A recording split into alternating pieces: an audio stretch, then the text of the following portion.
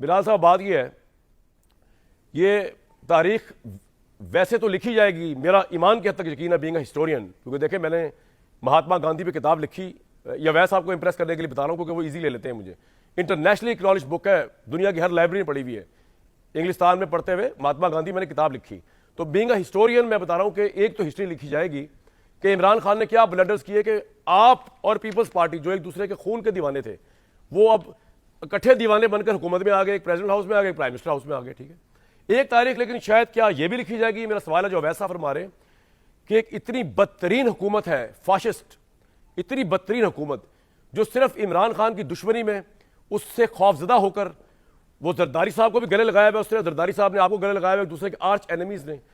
عمران خان سے خوف زدہ ہو کر اتنی بزدل حکومت ہے کہ اس نے دستور کو تحت کر دیا، پارلیمان کو ربر سٹیمپ بنا دیا اور تباہی پھیر دی. کیا تاریخ یہ بھی لکھی جائے گی؟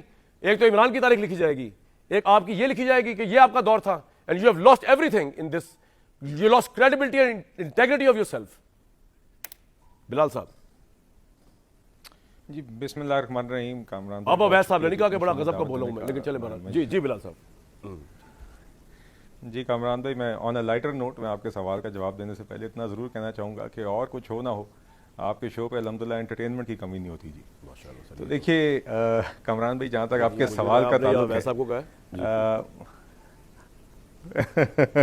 نہیں میں نے آپ کو کہا ہے، اور میرے خیال سے یہ آپ نہیں میں ایز اے کمپلیمنٹ کہا ہے کہ آپ کے شو کی خوبیوں میں یہ بات شامل ہے. دیکھیے کامران بھائی، بات یہ ہے کہ جہاں تک بات ہے ہماری اور پیپلز پارٹی کی، تو وہ ایک الائنس ہے، دو میچور سیاسی جماعتوں کے درمیان ایک اتحاد کی بات ہے.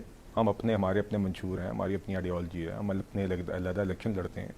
مگر جس طرح کی پولیٹیکل لینڈسکیپ پچھلے سال الیکشن کے بعد بنی، یا پی ڈی ایم کے دور پہ ایک اپوزیشن کے وقت جس طریقے سے اپوزیشن جماعتوں نے آپس میں ایک منیمم کامن ایجنڈا پہ بات کرنی ہوتی ہے، یہ ایک جمہوری طریقہ کار ہوتے ہیں جس میں جماعتوں نے آپس میں مل بیٹھ کر چیزوں کے، ملک کے مسائل کے حل نکالنے ہوتے ہیں، اپنے معاملات کو، آئیڈیالوجیز کو بھی دیکھتے ہوئے منیمم کامن ایجنڈا پہ بات کرنی ہوتی ہے.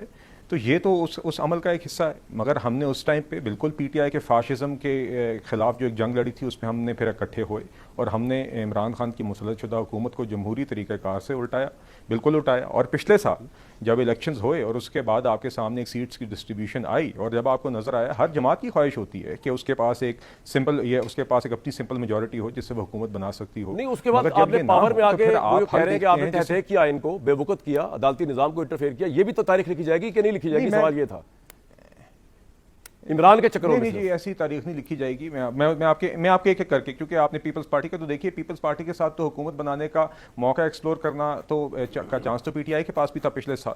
مگر کیوں انہوں نے اس طرف نہیں بڑھے؟ ان کا یہ خیال تھا کہ پچھلے سال حالات، وہ ان کا خیال تھا کہ معاشی. نہیں سر، آپ کا تو نیریٹو تھا نا کہ پیپلز پارٹی چور ہے، اس کے باوجود آپ ان کے ساتھ عمران خان کی وجہ سے ہاتھ ملایا. ہم نہیں مانتے تھے وہ چور ہے، کیونکہ زرداری صاحب وہ سزا نہیں ہوئی، باعزت بری ہوئی. آپ کا نیریٹو تھا چور ڈاکو ہے، 10% ہے. دیکھیے تو عمران کی وجہ سے آپ ڈر کے ان کے ساتھ ملے نا.